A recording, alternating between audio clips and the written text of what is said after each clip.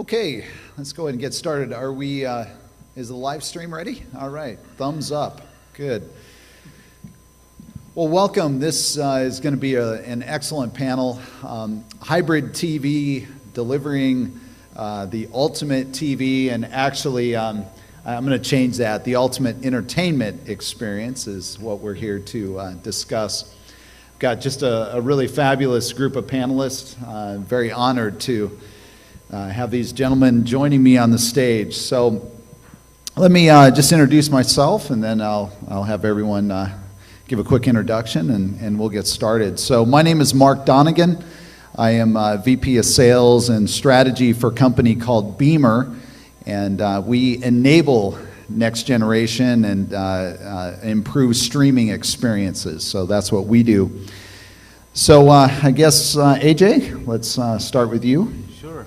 Hi, my name is AJ Dugar. I'm with a consulting company called Connected Consulting. And what we do is we focus on international content acquisition and distribution strategies. So it ranges anywhere from licensing the content to preparing it and aggregating it all the way down to distribution and monetization across platforms and devices. That's Connected. Christophe Louvion, I'm the Chief Operating Officer for MGO. We're a streaming service, movie, TV shows. We cross all the studios and networks.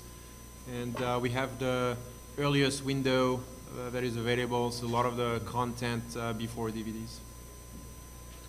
Hi, my name is Mark Vina. I run the worldwide marketing function at Sling Media. We make the Sling Box, which I'm sure you're probably familiar with. It's been around for about 10 years, and we provide TV Anywhere capability. We can take your TV content on your cable or your satellite subscription, and with an internet connection, stream it anywhere in the world.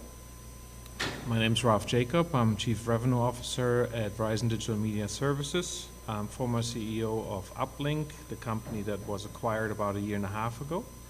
VDMS focuses on simplifying the workflows for today's broadcasters and networks, and my responsibility is to combine the sales with the solution and with the engineering portions of that.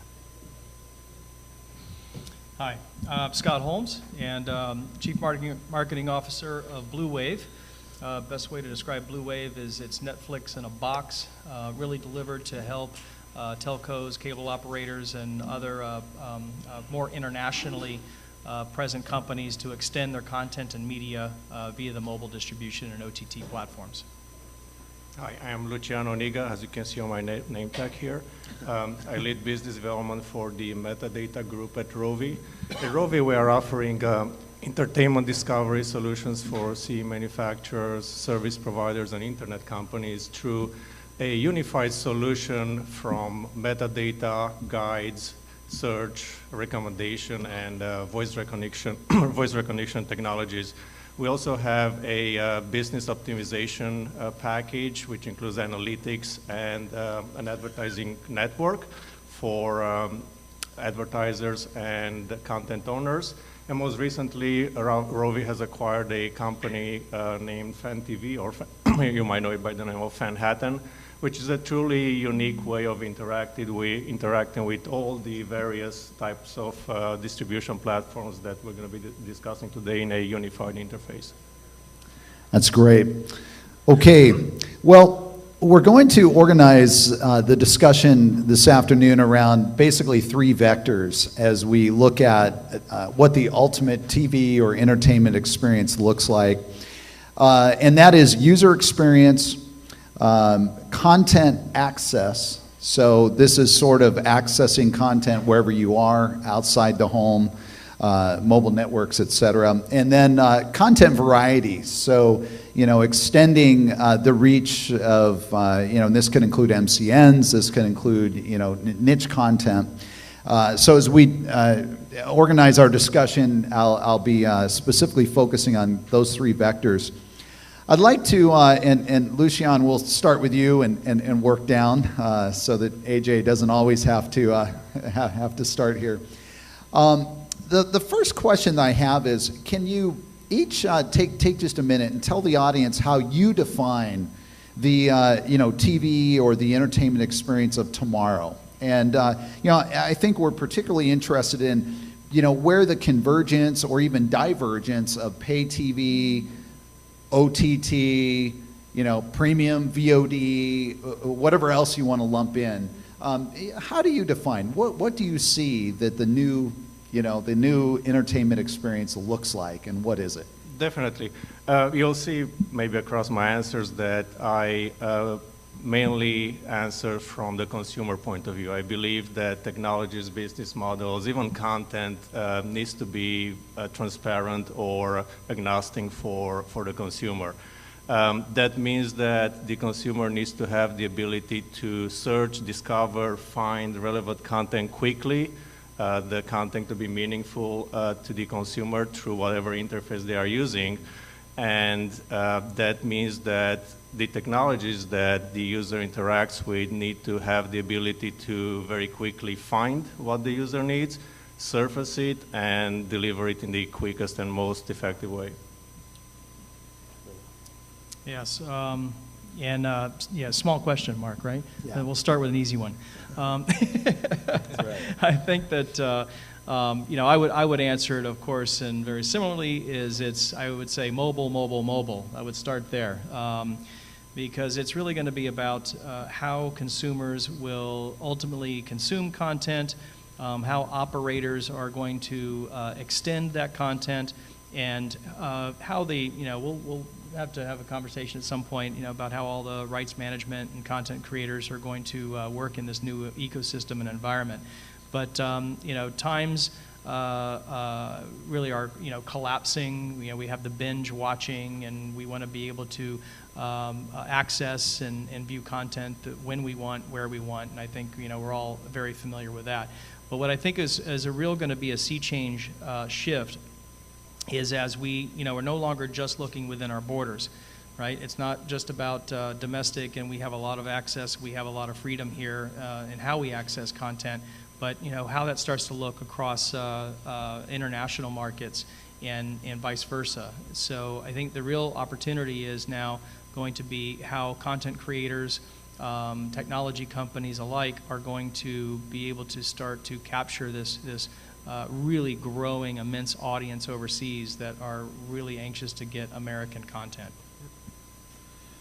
Working on the server side of the equation, and judging by the conversations that we had with broadcasters and networks, I think for the next 2 or 3 years we're going to see a lot more focus on the mobile devices, but television is not going to go away tomorrow. That's just not going to happen. But I think from an end user perspective, and I second what Scott and Lucian just said, I think it is less that we are being force-fed, that there is a programming guide that is going to tell us, oh, I can watch this and this at 8 o'clock on Sunday night and then set my DVR on it. It's going to get much, much easier, where this content will already be made available and it doesn't matter. I still question today, why do I have to set the DVR when I know that the asset already exists in a digital format somewhere? I should just be able to point my browser, mobile device, tablet, whatever else to that piece of content and start playing. And I think that's where we see the millennials right now driving the networks to actually loosen up their a la carte stance, where they're saying, I don't want my packages unbundled. That is undoubtedly just around the corner. Well, for Slingbox and Sling Media, I think the way we would define the word I would use to define the experience we like to drive in the most profound way is the word uncompromised. I think since the inception of the company, we've always believed very strongly that you want to have a no restriction, no compromise access play to your home cable or satellite content without any type of restrictions. That could be no geo-blocking. You see that very often with OTT services. If you step over the Canadian border, you get blocked out. If you go to Asia or you go to Europe, typically most OTT services will block you out. So we believe in no compromise access to your content. Over time, we've expanded the functionality of a Slingbox to go originally from just PCs with internet access to now mobile devices, because people do want to do video snacking and watch their home, their cable and satellite content on mobile devices more increasingly. So big thing for us is really no compromise, no restrictions, and the ability to watch your content on any type of device you have, anywhere you are in the world. So you have a situation now where, as content moves OTT, you have the unfortunate effect that actually you have a fragmentation of usage and interactions and accounts you need to create and credit cards and all of this, very complicated. So to your question, what I see happening over the very next few years, and it's already starting to happen, is actually a battle to fight this and have partnership and have from the device manufacturers to the service providers to the content providers to again simplify the interaction and the user interface for consumers. The risk being, when this doesn't happen, that the fragmentation actually decreases the usage of content. So along the same lines of what you've already heard, I think what we're noticing with our clients is that there's the whole notion of search and discoverability is taking a whole new meaning. So it's been important for the last many years, but especially with over-the-top content and what it's doing to the traditional television and other traditional media, is the fact that when a consumer wants to watch something, they're starting to select at one common location and the results tell them that, okay, this piece of content is available across these 10 venues. And it could be your Netflix subscription or an EST service or what have you. So I think that this is going to continue to propagate, and it's also changing the consumer behavior on what they watch and how they consume it. Excellent. So I heard mobile. I'm going to start there as we look at user experience and behavior. And Scott Holmes, I'm going to direct this at you, and then invite the other panelists to jump in.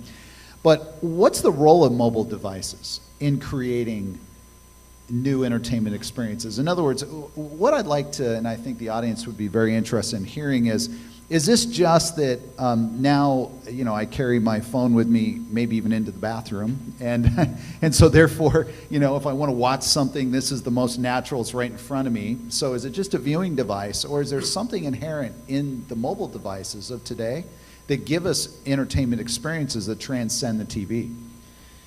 Very interested to get some reaction. But Yeah. Scott, start with you. Yeah, absolutely. Well, first off, let me make a distinction that mobile also, I would include the tablet. Absolutely. So I think we're really going to go away from the PC and to the tablet and the mobile device. And from a user perspective and experience, mobile can mean different things. Yes, I could watch content on a tablet or even my cell phone, but more importantly, it really becomes my navigation. It becomes my electronic programming guide. It becomes how I navigate it. I might want to search something and save it for later. I might want to flip it up onto the TV, which those technologies are becoming much better.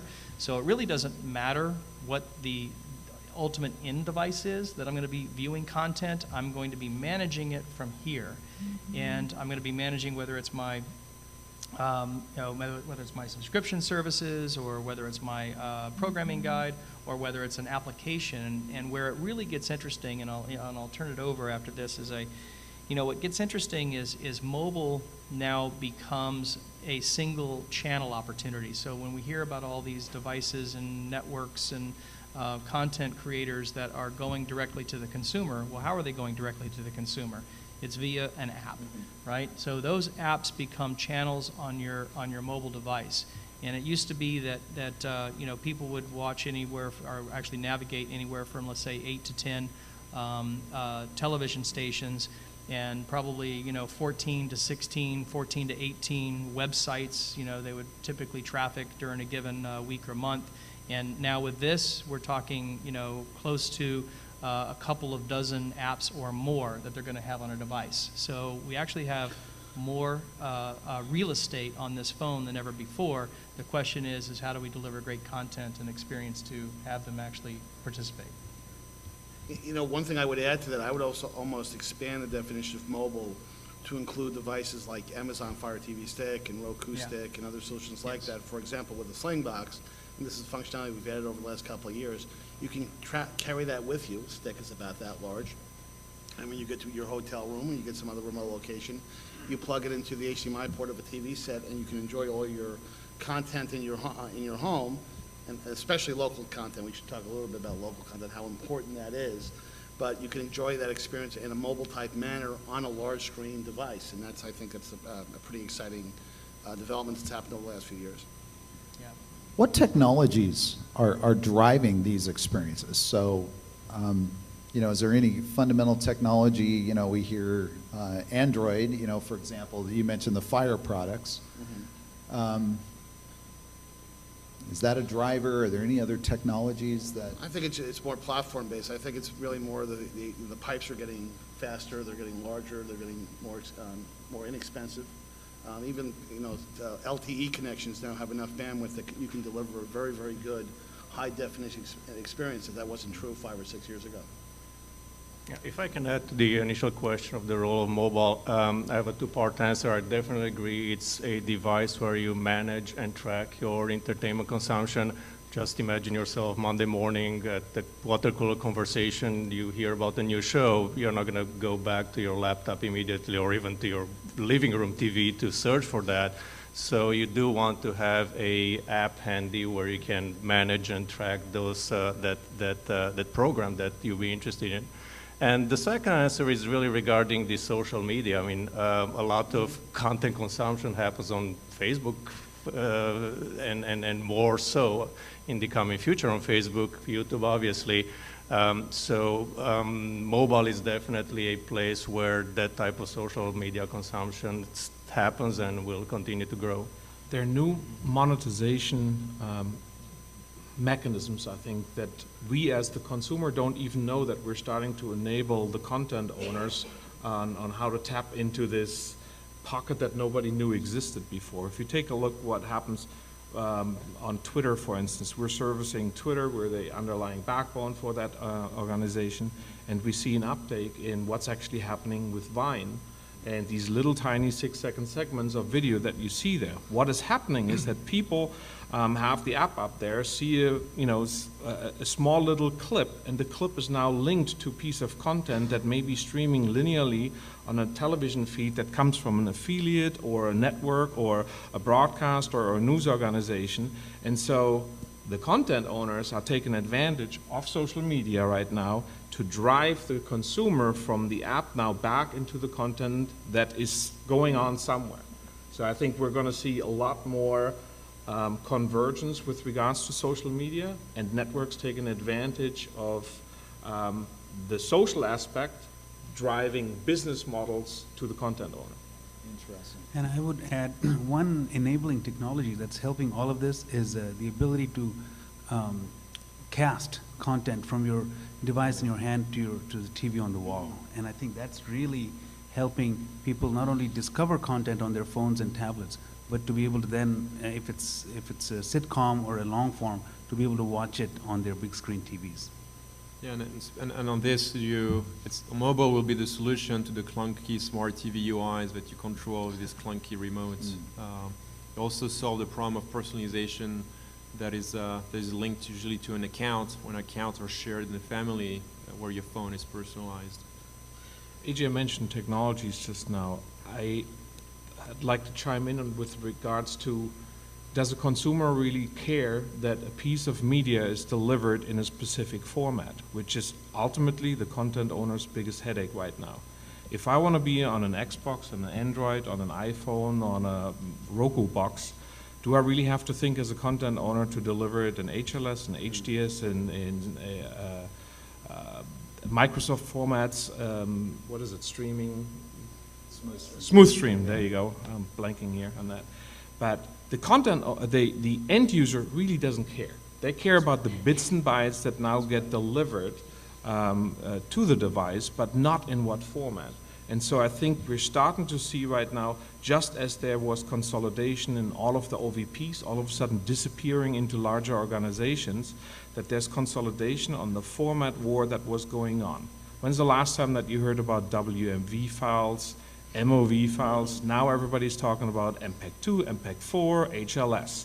And now those few formats that are left standing, I think the easier the workflow is for a content owner to reach a particular device, the better I think it will end up being for the consumer in the long run. Spinning wheels, I mean, I know this is a question that you have later on, but from an experience point of view, I think it takes 2 to 4 seconds to lose a customer when they don't have an immediate startup on a piece of media. They're going to go switch over to something else. Not something to take lightly right now, but from a technology perspective, the protocols we use to deliver the bits and bytes are key in the success of these new experiences. I've got some CE device experience, and one of the things that I've seen happening, and it's really accelerated over the last maybe 12 or 18 months, is now even your very lightweight, low-cost CE devices support ubiquitously the base codecs, DRMs, the base technologies, and so that's why now you have much better support across devices, whereas some of us may remember even just 3-4 years ago, what you could view on a service on the Roku box was different than what I could get on my Samsung TV, might be different than on my Xbox. And so that's a great improvement for the consumer. So what's the role of the TV? And we're talking about new entertainment experiences, and I'd like to, we're talking about mobile, and clearly we all agree that mobile is very important to the future, but I think we also would agree that the TV is still ultimately where consumers want to watch at least a certain amount of their content. So panelists, what's the role of the TV? I mean, is the TV shrinking down to a 9-inch tablet? It won't. It won't. What's happening? We all live somewhere, we all have a house, we have an apartment, we're going to go home, we sit on the couch. Am I really going to sit there now and going to consume this on a 320 by 240 screen when I have a chance of a 80-inch television? I don't think that's going to go away anytime soon. Televisions are going to stick around. How the content actually arrives at the television is what's changing. What I need is a large monitor, I don't want to refuse calling it a television. I need a large screen in order to really immerse myself into certain experiences, right? But I don't think the TV as this screen will ever go away in a household. It's just not going to happen. And I would argue that one of the great disappointments over the last probably 5, 6, 7, 8 years with the appearance of quote smart TVs, there's really nothing smart about them. In that, in the fact that there's probably a very significant percentage of folks in this room that have a smart TV of some size at home, and I would bet you that 99% of you never use the smart TV interface because the TV manufacturers are just not good at it. I mean, and that's why the Rokus of the world, I like to think Slingbox to a degree, and other companies have done a really nice job making that user experience much more favorable and much more interactive. And I think that's still an opportunity, frankly. It can only get better. Discoverability, I'm sure we're going to talk about discoverability of content, but I think that's one of the interesting thing that's happened is that people are just not utilizing the smart capability of these TVs that have been coming out the last few years.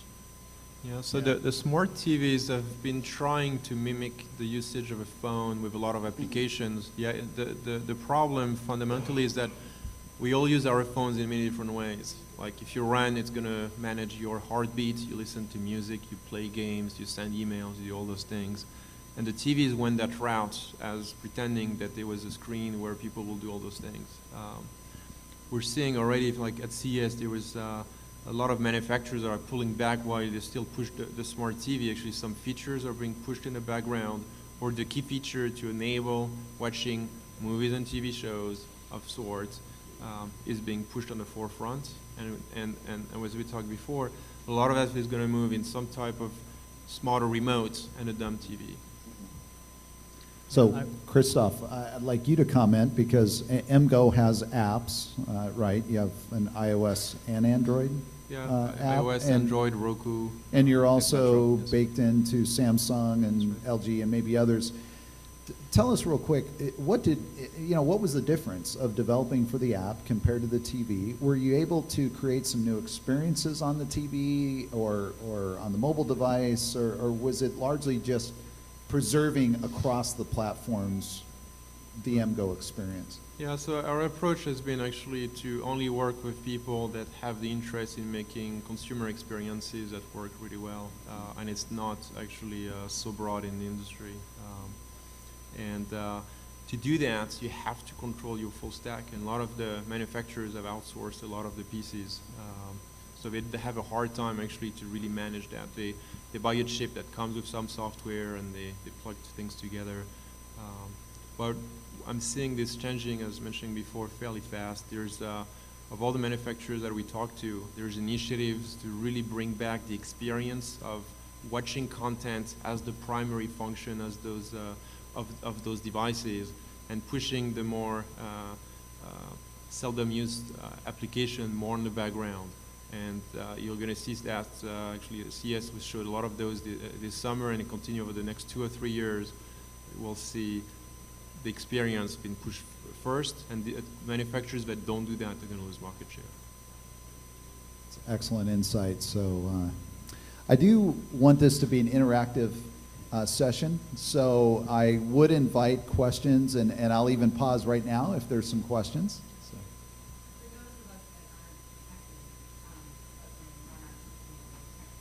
not here right now, could you just elaborate on that a little bit about what is going to come to the forefront in the next 2 or 3 years? Right. So Okay, I'm sorry. For the video, I'm just going to repeat the question just so that those watching, and then, sorry. So the question was, for those who may not be as techie, what is coming over the next 2 or 3 years that we should be aware of? I'll give you one example, and then you'll hear from people actually that can really help with search and discovery. A very simple example. You want to watch a new title, Interstellar, today. You can go on a service and have the option of prices. You'll see everyone at $3.99 or $4.99 rental. The original idea was like the more we can give options to customers, the better. The reality is that if once in a blue moon there's a title that is $1 cheaper on another service, as a consumer, I no need to go into an app store, download an application, go on the web, register my TV on the web, create an account, add my credit card, all of this either on the web or worse on a D-pad remote control. It's going to take 20 minutes. I'm not going to do that. All that to save $1 on a $3,000 TV, right?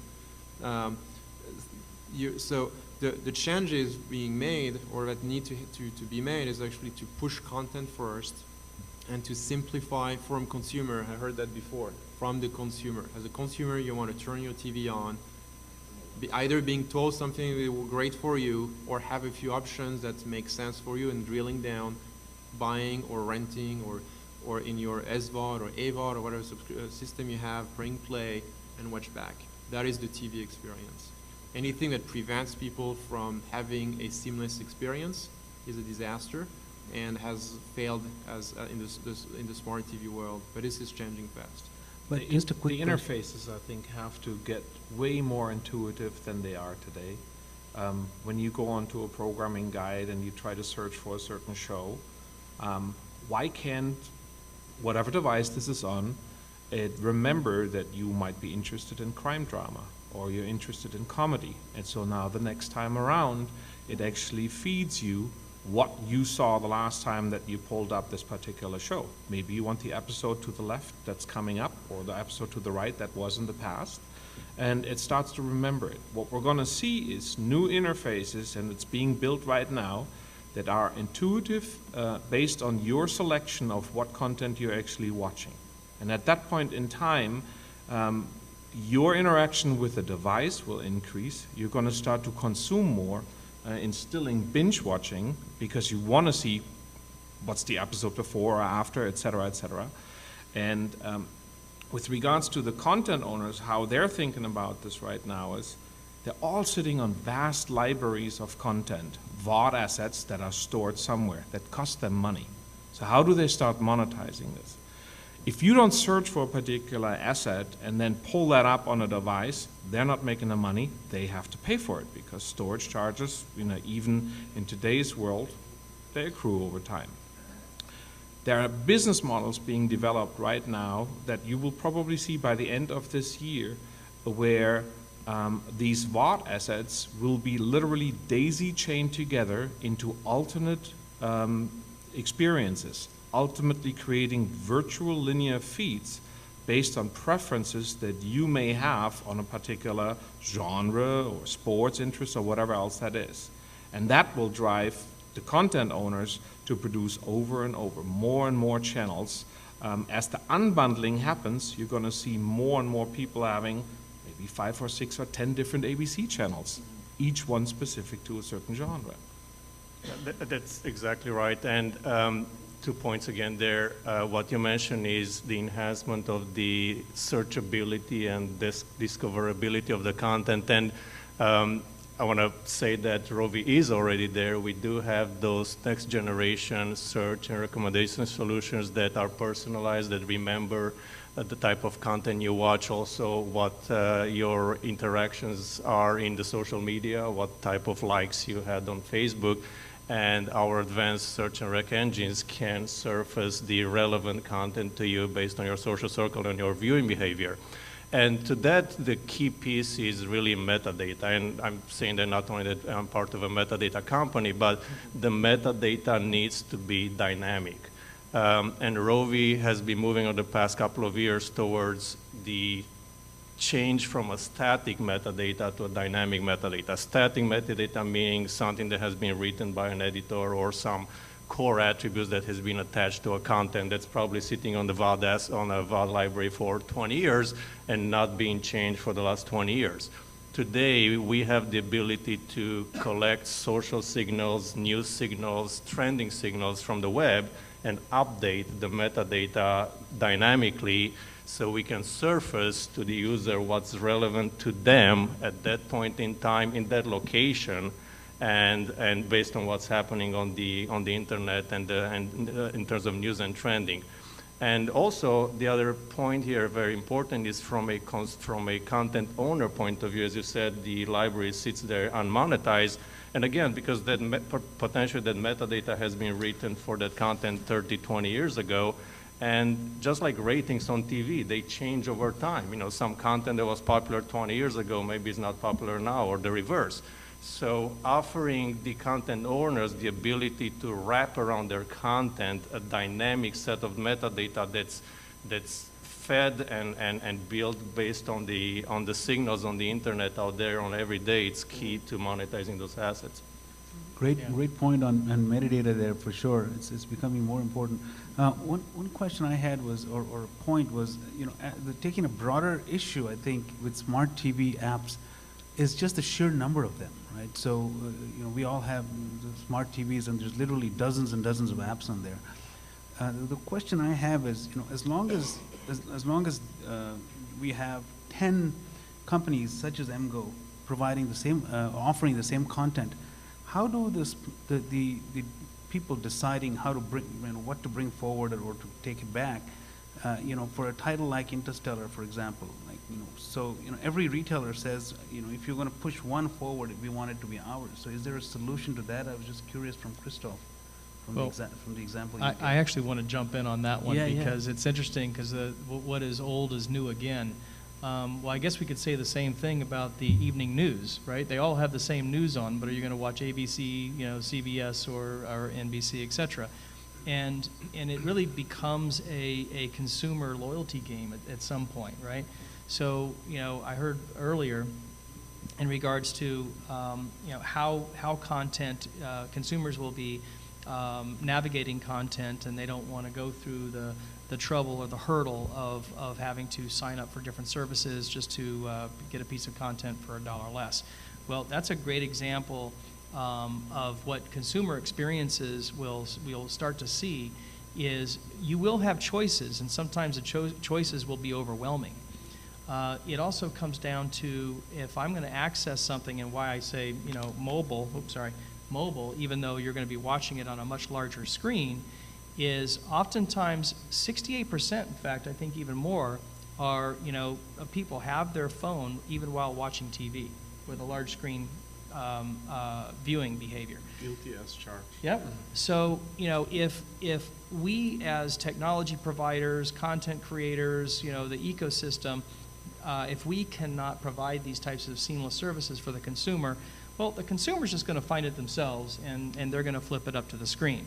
So, they've often pushed us as companies to make better experiences because their demands are even greater than what the industry sometimes is able to get behind and provide. And for titles like Interstellar, consolidation is happening, has happened, will continue to happen. So less providers for the same content. Over the last 12 months, like a lot of people have left the space. For the rest of the content will be actually differentiation. We talked about like dynamic metadata, which will also expect like dynamic content. There is so much valuable content from, yes, the major studios, MCNs, international, and you name it. There's more content you can ever watch. So the more a service will understand each and every of its customers and has ability to quickly onboard content, including with partnership, like almost in real time, the more your channels will get personalized. Like we all see different ads, but we see the same content. It'd be great to see different content too. Excellent. Fabulous discussion. So one thing that I'm conscious I've not heard anyone mention or talk about is the importance or lack of importance to video quality. So here you've got 4K TVs. Nowadays, Qualcomm and other chip vendors are pushing chipsets into mobile devices that actually make them little 4K, media players, renderers. So what, from each of your perspectives, what's the importance of video quality? Is the consumer not dialed into that? Is it all about the experience, or do they care? Or I watch my kids. If they want to watch a show and I see that they dial up channel 52 instead of channel 552, which happens to be in HD, they don't care. All they want to know is that this is the show that I want to watch. The question that I have about 4K and the quality, as amazing as it is, do I really need 4K on a mobile device? Didn't we just establish here on the panel that this is the device that probably controls a lot of that? And flicking, a high quality video up on a television, I get that the television itself may go there, but I also think that there is some marketing behind this, that the studios and the television manufacturers are pushing a lot. With regards, what's the reason for somebody to buy a new television today? Well, if it's not 4K, the next thing is going to be 8K. What is, UHD, HDR, and all of that? What's the next innovation on a television? Well, it's very, very hard to future-proof yourself forever, which I think the point you're making. But I think the point I would disagree with is that the jump from standard definition to high definition over the last 10 or 15 years has been so dramatic that it's hard for me to argue that Slingbox wouldn't be as successful as it is if we could not deliver a high-def experience on both an LTE, a cellular connection, and a Wi-Fi connection. For us, that's critical. The jump from high definition to 4K, I would agree that, there's very, very little content out there to begin with, but it's very, very hard to discern. When you're going from SD to high def, it's dramatic. It's like the 1950s to the 21st century. When you're going from high definition to 4K, it looks great at your Best Buy, but I'm not sure that experience is so riveting that you have to have it. But from my perspective, I think high definition is so critical, especially for sports. I mean, you watch a football game in standard def versus high def. I mean, it's a biblically changing experience for a lot of people. This is for me. So I have a slightly different approach. Like for me, quality is paramount.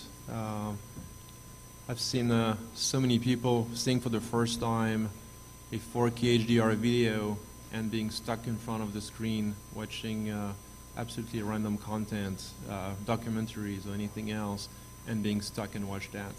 And until you've seen like this quality, it's difficult to explain. But it's coming this year. You will see a little bit of HDR on 4K.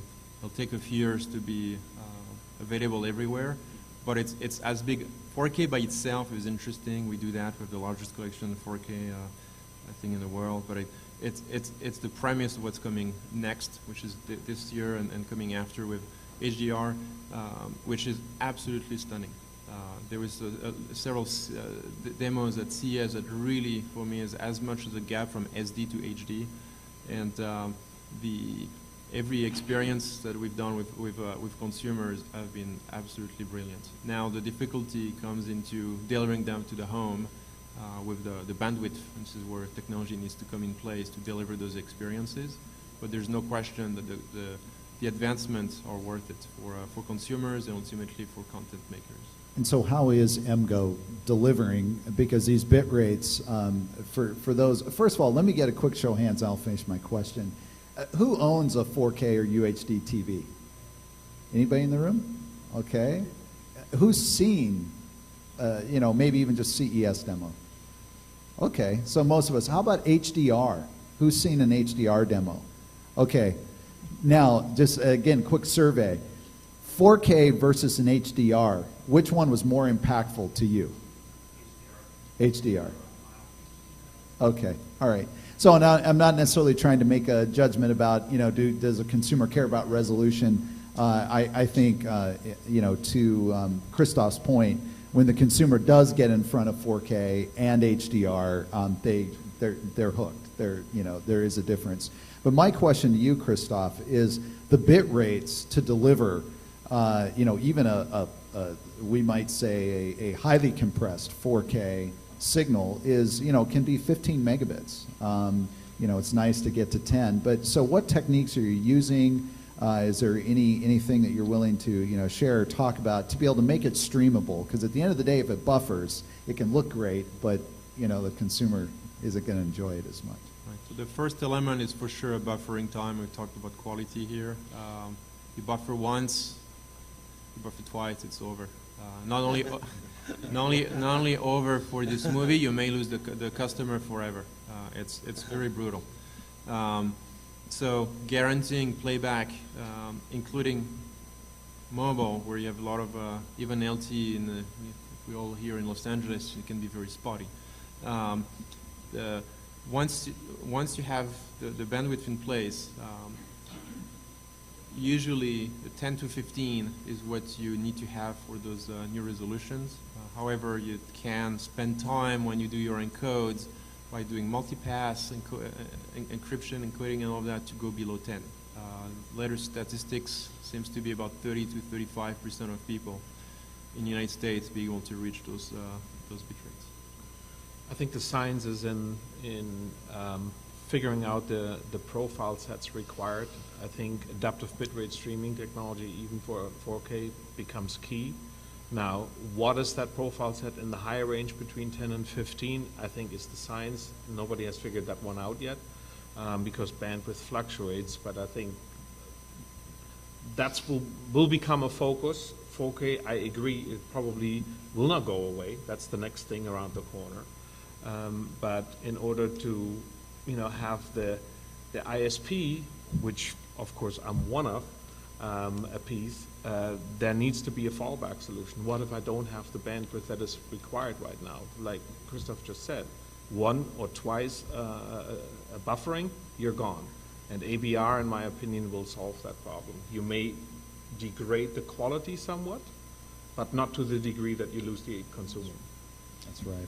Well, and of course, we'd be remiss if we didn't mention Beamer, because that actually has been a tremendous advantage when you can reduce the bit rate and still deliver the quality.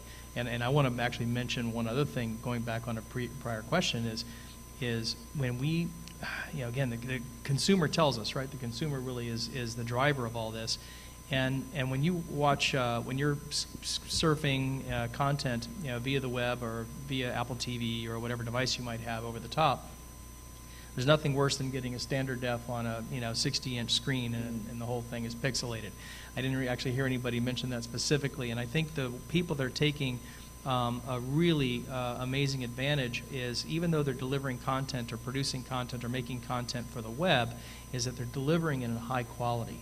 Right? And if they're able to deliver that, and it's detection that we're going to send this to a larger screen and deliver that and go from an SD to a high def or or a greater, that experience, that channel, and we're seeing MCNs do this quite a bit, multi-channel networks, is that they're starting to gain an audience because they're catching, especially, you know, that 35 and under demographic, they're catching them surfing and, you know, tapping into something, and if they can watch that, not always on the phone, but to the screen, then now they've got a new customer, and they're able to deliver experience just as good as any network or any operator.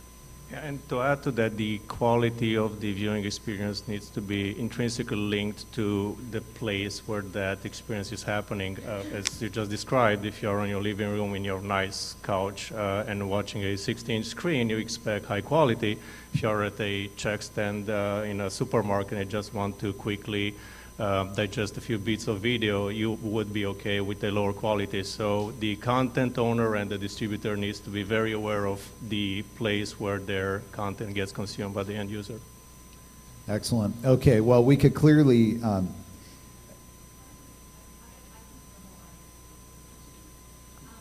question is, for those of us that are highly prolific, and we have hundreds of television everybody out there in Hollywood doesn't know how to make large-scale content. It's like they only want to talk about the first 5 things, or the first 10 things to make. And with you all being on the cutting edge of delivering the interface, would we start getting on the cutting edge of reducing the cost of production? And I don't mean on YouTube, I mean a quality show like Entertainment Tonight, for example. Because, you know, I'm hooked into Netflix, and I watch House of Cards, and then I cut my subscription off. Because everything else I really wasn't interested in. And, you know, original programming for us content developers, that's where we sit. And so, you know, I've watched all the movies. It only takes me 3 weeks to sit down on a Saturday and just go, you know, I watched Orange is the New Black straight, the whole season. I watched Breaking Bad, the whole season straight.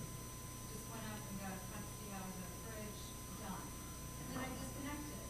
So, you know, how can we make for the content development, not buying content so bad, content out there is, you know, how can the really cutting edge thinkers out there, the content creators, how can we make making content at larger scale a lot more streamlined, a lot more efficient, and not have to go through all these small channels to get to something big?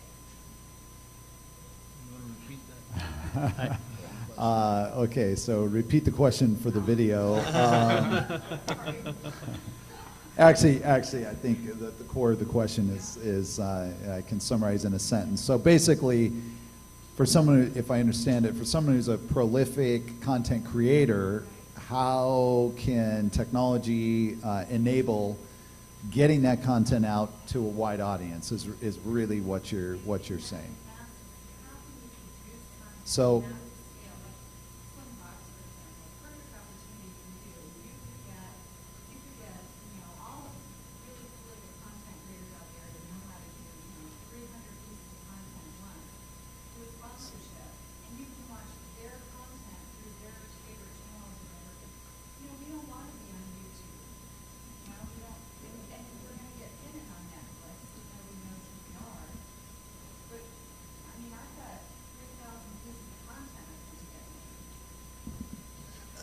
I guess and this is really outside of the Slingbox mission, but you know, products like Roku, for example. I mean, Roku is in such a wonderful job of really becoming a network. I mean, unlike Apple and Apple TV, and that may change in the next couple of months, but they're a rather closed system. You know, you look at Roku and the model they've taken is that they are not they have chosen not to be in the content development business, unlike a Netflix which develops their own content.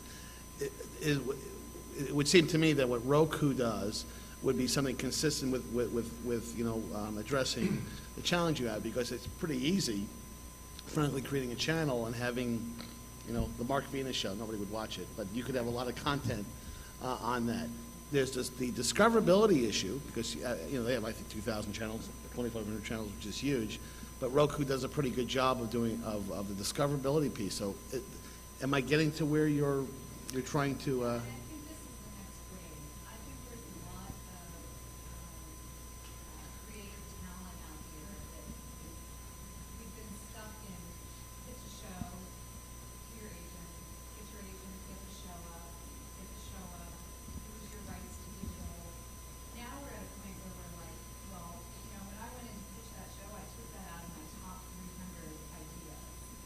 Now we're at a point where I don't need to have the network say, that's the show I want. I have 300 ideas, all 300 can go. They might be good, better, you know, good, better, best.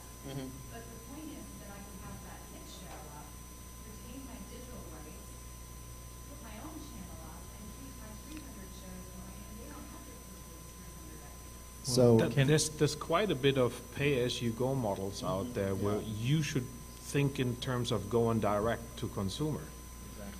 If you don't want to go YouTube, which is ultimately the free way of doing things today, and that is not your outlet, there are plenty of services out there where even with the libraries that you may have right now, you don't get penalized putting those libraries on board or online right away. It is literally based on a pay-as-you-go model. If you know that you're going to get 1,000 subscribers, well, charge those 1,000 subscribers and do the math on, does your operating expense, you know, carry the subscription service that you're charging right now? Does that carry the cost model? So I think going direct instead of trying to, like you just pointed out, the issue with content producers and owners, that they lose the rights. Why is there are a lot of people trying to get away from YouTube. They all of a sudden became popular, and with popularity comes greed. Because a lot of the advertising is now going into Google, and they're trying to figure out, well, how can I keep you there, right? It's your content.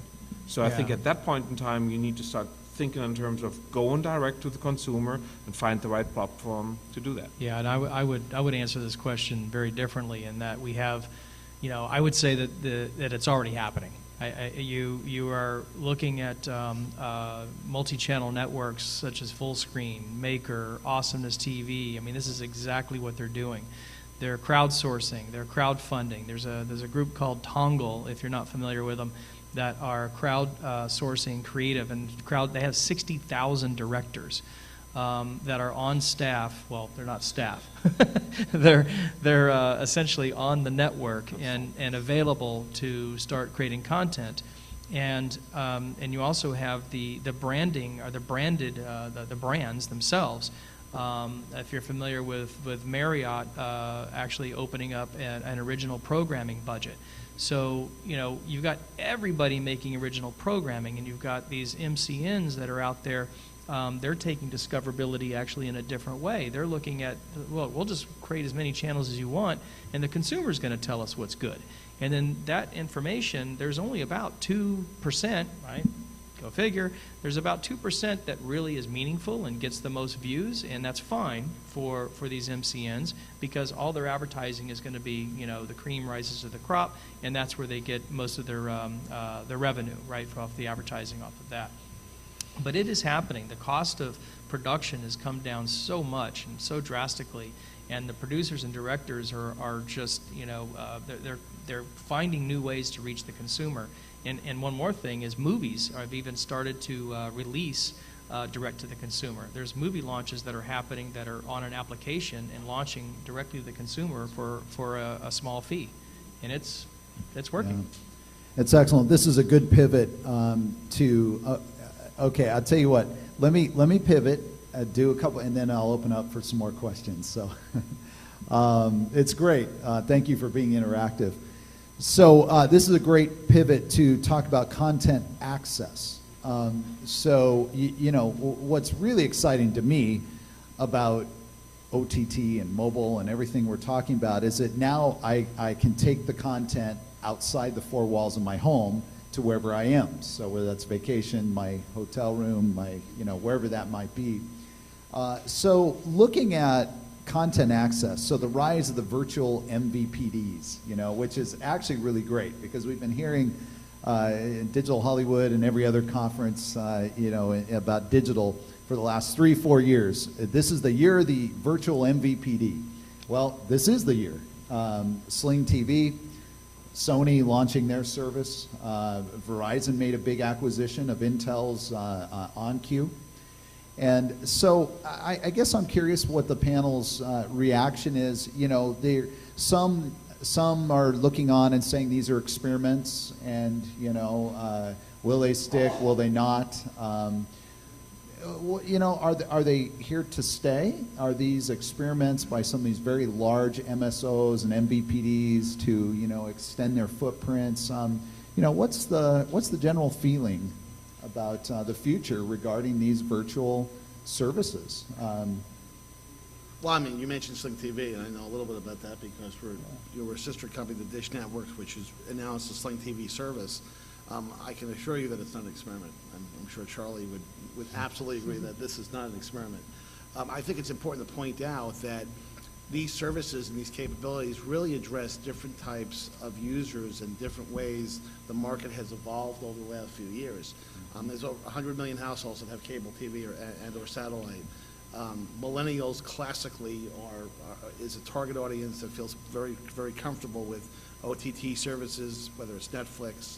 Sling TV is a great offering because it has live channels for a very inexpensive price, and there's little bundles you can tack on if you want more channels. But a Sling TV and a Sling Box are dramatically different solutions. I mean, Sling Box is really aimed at folks who are really who have an existing cable subscription. But I don't think the movement. Let's see how the rest of the panel reacts to this. But I don't think any of these services are experiments in the true sense. It's certainly not an experiment with Sling TV.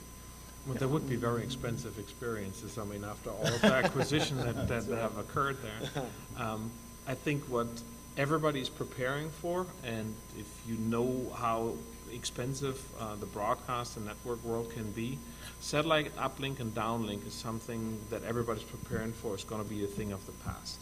We have IP right now. We have IP delivery. IPTV is the way to go. I don't need to have 20 different hubs to reach a corner of the world. I put it into one place, and all of a sudden it is available to everybody in the world. So I think the bets are already made. Everybody that is playing in that OTT world right now is saying, in the long run, that's the way how television will be delivered or content will be delivered, and I won't rely on having to have a satellite or hubs, uplink, downlink in the middle of it. Yeah, I believe it's part of this trend of segmentation of the user and where and how they watch content. If there is a need, there's always going to be a supply. If there is a demand, there is a supply, or a supply will be created.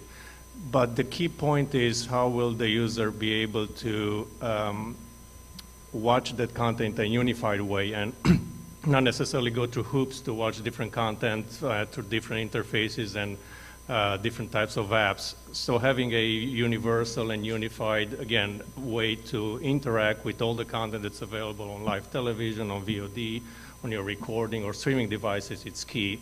And I don't want to pitch again, but having that way to connect the content to the experience through either dynamic metadata or the ability for the interface to find that content based on the metadata, it's critical to surfaces that content in the most effective way.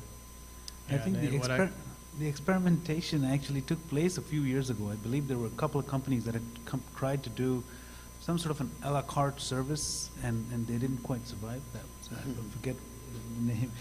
So this one's definitely not an experiment, as the panelists have said. You know, I think what's happening is these service providers are now coming up with a lot of lessons learned, and the services like Sling TV are actually quite pragmatic if you think about it, and they're fighting the establishment also in many ways because they're able to. So I do believe that the age of so-called skinny bundles is upon us. And I would argue, too, that OTT capabilities, OTT services have accommodated or have nurtured, one of the audience members talked about it, this whole behavior around binge watching. That did not exist in the linear world. And again, I am not a screenwriter, I'm not a producer of content, but I think that opens up enormous possibilities if you're developing content where you can take a story. You know, carve it into 10 or 15 episodes, a la House of Cards, and really drive an entire story that someone could watch, can watch an entire season in the afternoon with a couple of Cokes. I think it's incredible from a creativity standpoint. Well, and I have to say one more thing, and that, we keep hearing about cord cutters, and last I checked, I thought we lived in a wireless world. So it's not a matter of are people going to cut the cord. There's not going to be a cord. And, in fact, any millennial audience, anybody under the age of 30, quite frankly, that I've spoken to, it's just not in their behavior. And so, this is going to have to be a over the top, again, for me, just means, how do you take legacy services, how do you start to deliver them directly to the consumer when the consumer wants them? And even, and I'm not trying to this is not an announcement, but we're actually even talking to hoteliers in areas where, it's just, to me, if I rent a movie, if I watch a movie at a hotel and, I fall asleep and then I can't take it with me, that's kind of silly. Well, why not, be able to have an overlaid service where I can actually have as a wireless service, I can take it to the pool, anywhere on property, but I could actually, if I wanted to, I could pay for it and I could own it. So it doesn't exist. So we're experimenting with these types of new capabilities that will absolutely be the future. But the problem is not if it's happening, because it is happening. The problem is how much are we going to see of a wallet cutter? Because the sum of the parts, unfortunately, at the moment, seems going to be as big as your cable bill. Or bigger. Yeah, that's a very interesting observation. In fact, I had a question here. I don't need to ask it now, but it is true that the unbundling, if you really create your own bundle, in most cases you'll spend as much, if not even more. So, skinny bundles. That's right, skinny bundles. I like wallet. it. Okay, so another thing, and Rolf, I think this one would be of interest, this question, and I'd like your response. So, the FCC is moving to potentially open up MVPD classification for online distributors, which has very interesting ramifications for affiliates who traditionally have relied on their distribution partners, their big pay TV services. You run a network, and I'm speaking more of Edgecast. Are you seeing opportunities with local channels going over the top? Because in this whole discussion, and I'm speaking of affiliates who can now deliver their content, in this whole discussion, the one thing that you notice we haven't talked about is sports. Because sports is tough because how much it costs, and local channels. We all know what happened to Aereo and some other solutions. So I'm curious if you can give some reaction, comments, Given that NAB was just at the beginning of the month, there was an onslaught of interest level from station groups. So if you don't know exactly what the FCC is regulating there, so maybe a couple of words of explanation. The FCC is considering granting rebroadcast rights similar to what they did with VHS in 1976, where they said you can record this show, you can consume it once, but when you take that VHS tape over to your neighbor and you watch it with them, you're breaking the law. The FCC is now regulating, saying if there are broadcast rights that the affiliates pick up, the FCC will grant the rights to the affiliate to take what they picked up on the national feed and rebroadcast that locally in their DMA and in their DMA only. So, having said this and understand the dynamic now, the affiliate makes money by selling their content to the MVPDs, the big guys that are out there, the Comcast, the Verizons, the Coxes, and etc., that are out there. Now, with the FCC lifting those regulations, that's the first time that an affiliate can actually go out and now go direct to the consumer with the content that they may be picking up from a network or a broadcaster. That is a big, big shift in the entire politics here.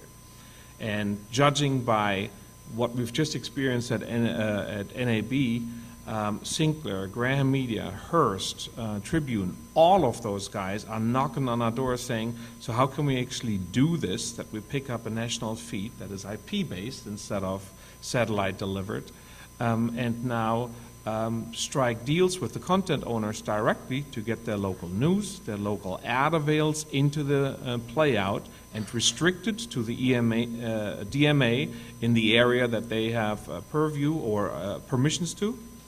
And by the end of this year, I think this will be an old hat.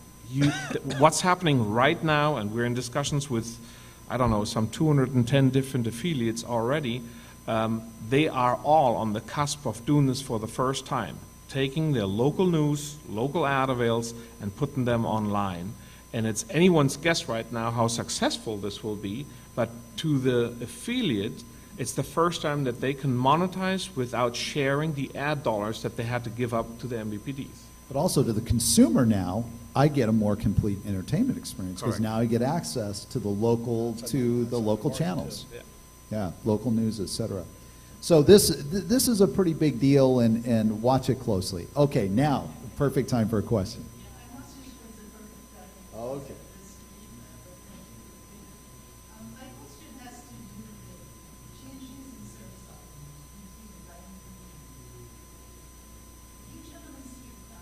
MVPDs will essentially retrench. That's why these services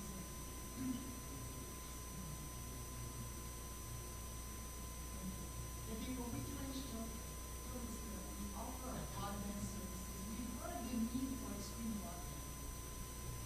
Our institute has a program looking for all schools on the future, and some of the companies on STEM are actually on this program. Our research indicates that, this concept is actually being studied by those MPPs that do in fact own the network. So we've heard about the rise of the virtual MPP.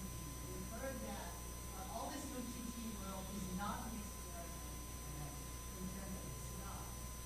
But do you see a time when MPPs might actually have a B2B relationship with content, a la what Verizon is doing with Edgecast, and favoring that in lieu of a B2C relationship via the traditional offering of services, which is, in the admission of most MVPD strategies, not really that popular.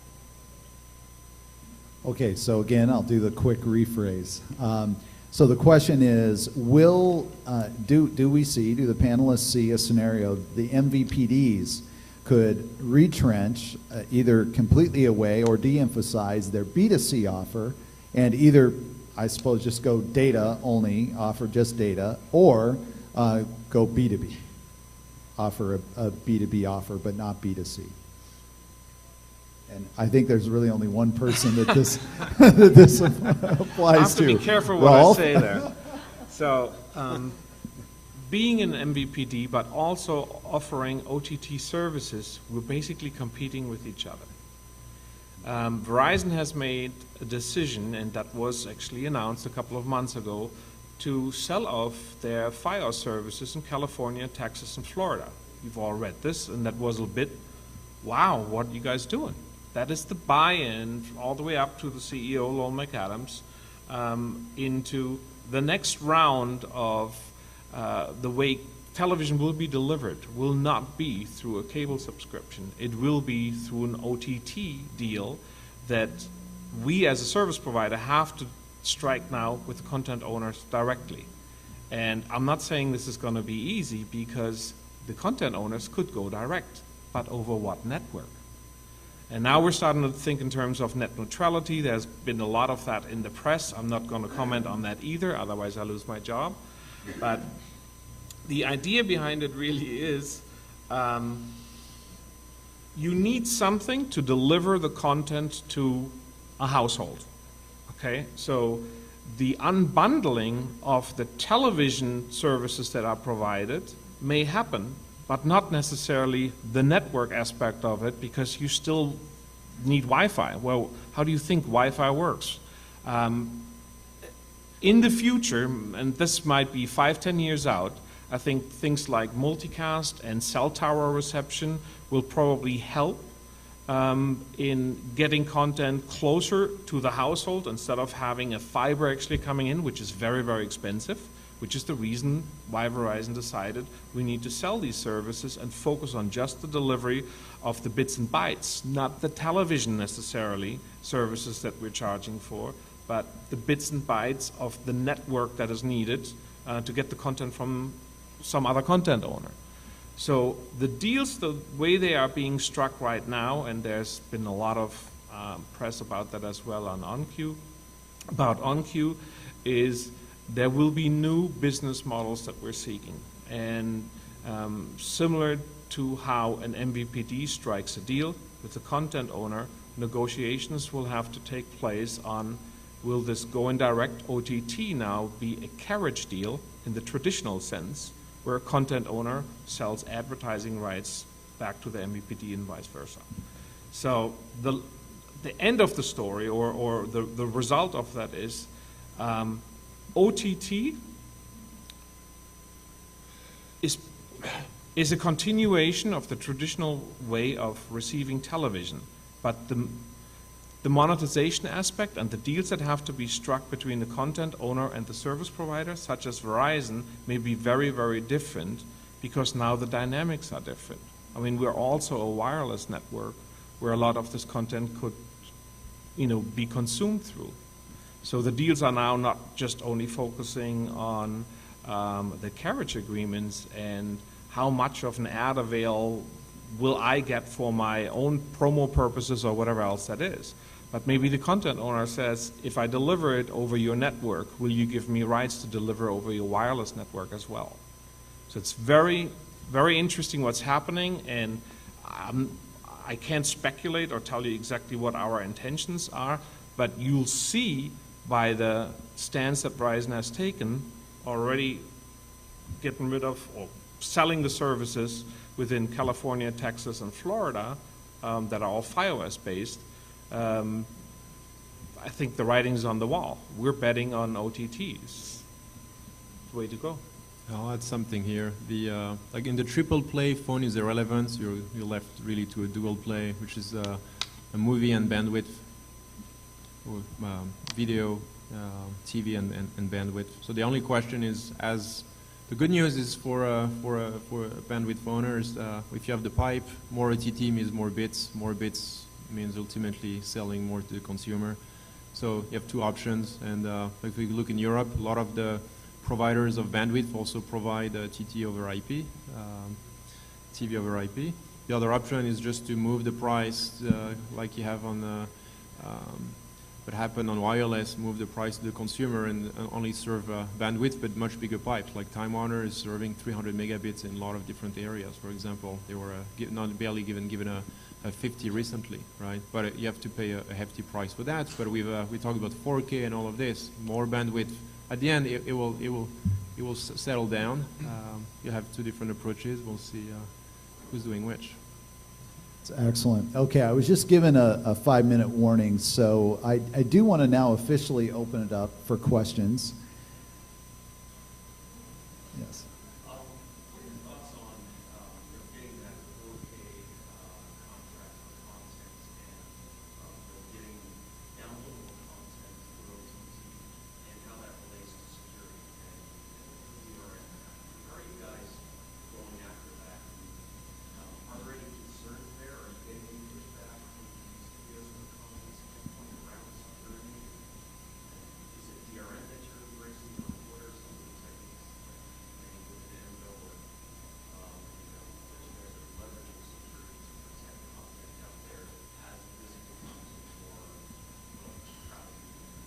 I really think it depends on the content. I mean, linear feeds are free to air anyhow. So there is the requirement of DRM is minuscule. And we'll see from, the content owners and the networks how lax they are about, there should be encryption, but it shouldn't be DRM'd in a sense, or it doesn't need to be DRM'd in a sense. Now, taking the stance on long-form content, that's a completely different game right now. I think the problem what we're having with DRM is the same problem we have with file format fragmentation. There are too many different approaches There isn't one way of doing it, and that causes all kinds of headache when you're trying to get on 20 different devices. Now, every one of them needs its own SDK and framework in order to decrypt and talk to the licensing servers. There are services and service providers that do this behind the scenes for you. But I think we could make our lives easier if the industry as a whole starts to think in terms of standardizing on what DRM is really required. So for 4K specifically, there's the SCSA, Secure Content Storage Association, mix of studios, retailers, and storage companies and devices working together for a new format. We're actually, MGO is the only company in the world to support this format today with content from Fox. It's a very high def 4K content you can download to a drive. And this comes with advanced watermarking that can be individualized to the device. So in real time, when you download a movie, the watermarking is specifically attached to a specific device, and you can recognize from which device would a file be extracted. SCSA. SCSA.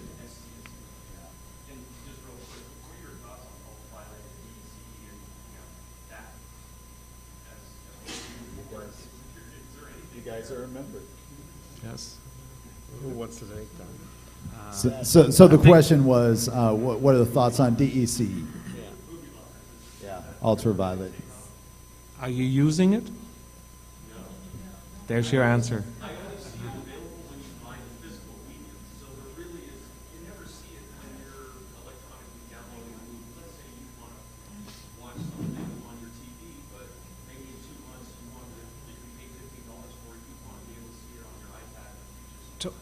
The idea is brilliant behind it, and everybody bought in on this. Here's the problem, and that you will never address. If I buy a movie on Amazon and store it in a locker, that might be Universal Studios, who now has the same copy that I bought via Amazon. But now it's in a locker on my account on Universal, and I stream this. Who pays for the streaming charges? Even though I bought it from Amazon, did Universal get a penny from it? Maybe because that's where they bought it from. But the streaming charges and the delivery of the content that is kept somewhere has to be paid by somebody. That's where everybody shot themselves in the foot.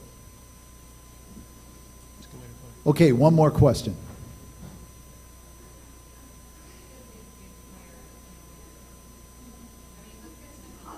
Okay, the parting question, who's going to win? I think it's that fruit company app. Fruit company? All right.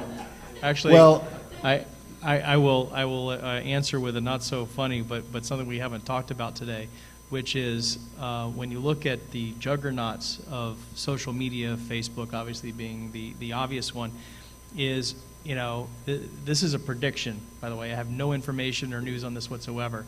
But if you get a Facebook that buys a telco, remember when AOL bought Time Warner, right? All of a sudden the game changes, right? Because it's social, it's going to be driven from the community, by the community, and content will actually be, you know, the pipe would essentially be leveraged. okay, you heard it here first, ladies and gentlemen. All right. Thank you. You've been a great audience. Please join me in thanking the panel.